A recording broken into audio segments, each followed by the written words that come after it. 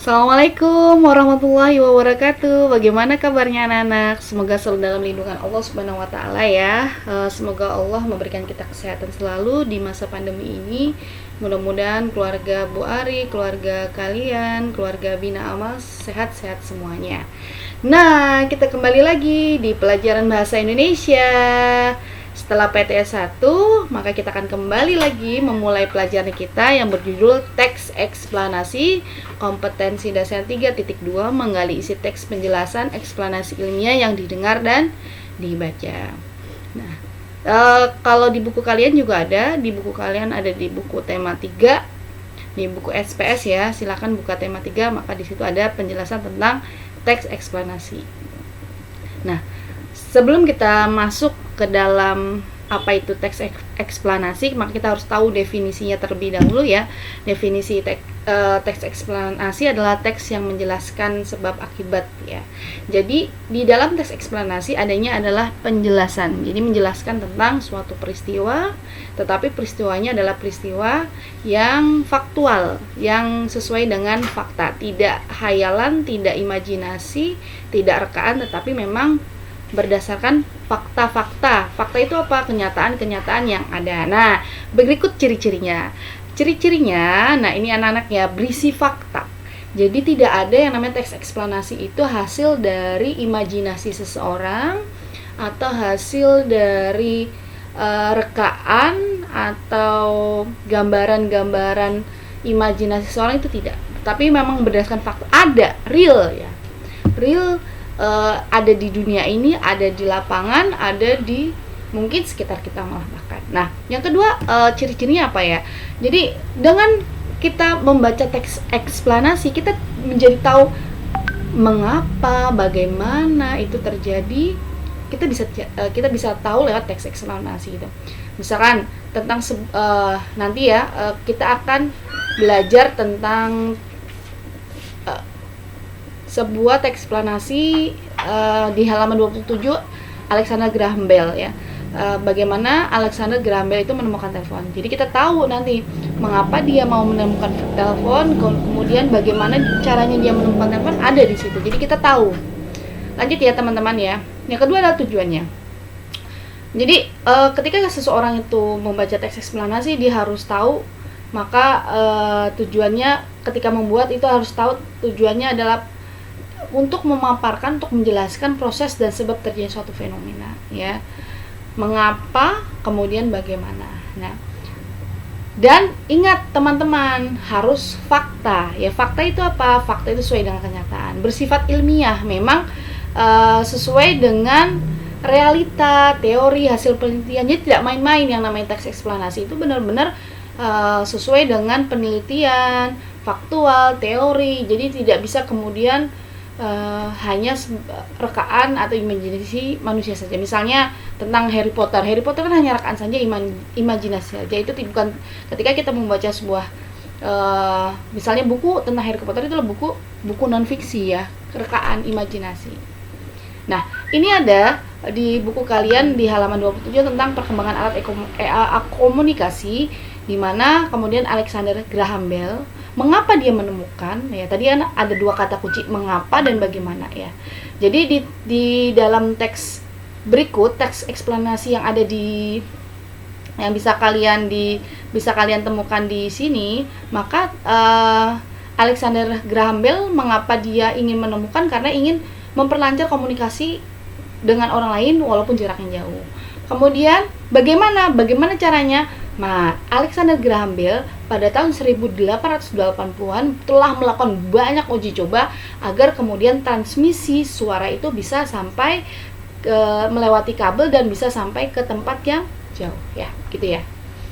Nah, berikut struktur teks eksplanasi ya, teks eksplanasi ya. Jadi gini teman-teman, eksplanasi itu apa? Sebenarnya eksplanasi itu berasal dari kata explanation.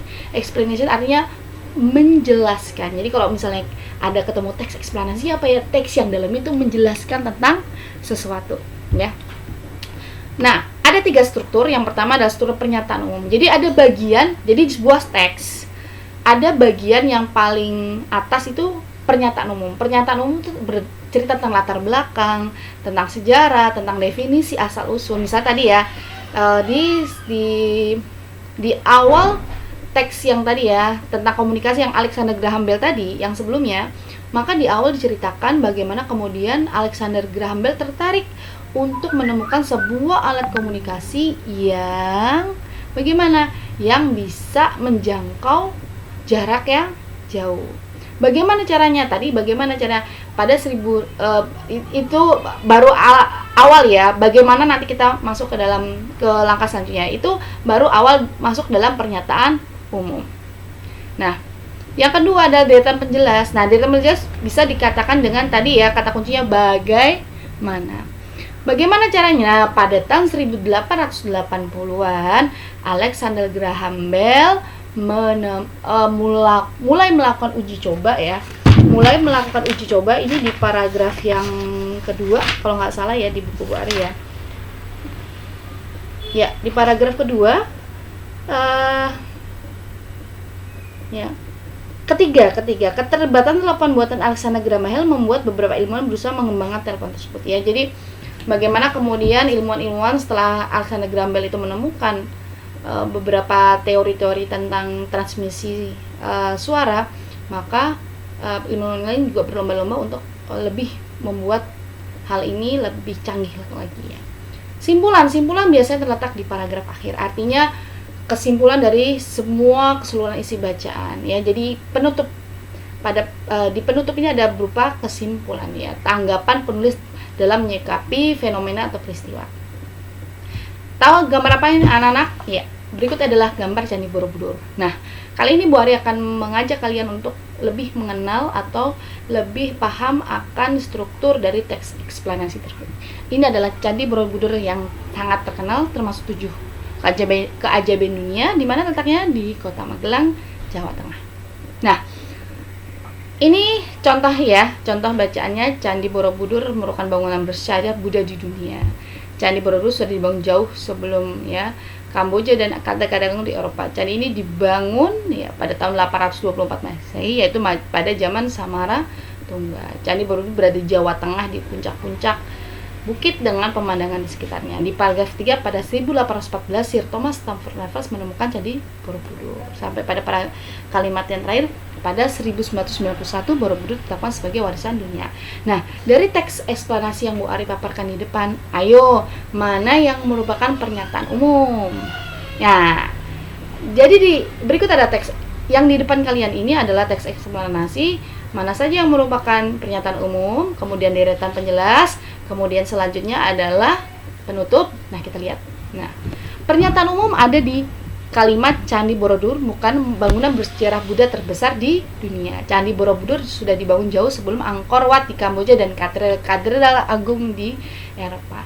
Jadi ini menjelaskan secara umum sebenarnya Candi Borobudur itu apa, kemudian terdapat di mana, kapan dibangunnya. Ini pernyataan umum. Kemudian dijelaskan lagi ya, pernyataan umum. Oh, ini yang kedua Bu Ari salah ya. Yang kedua harusnya ini ya.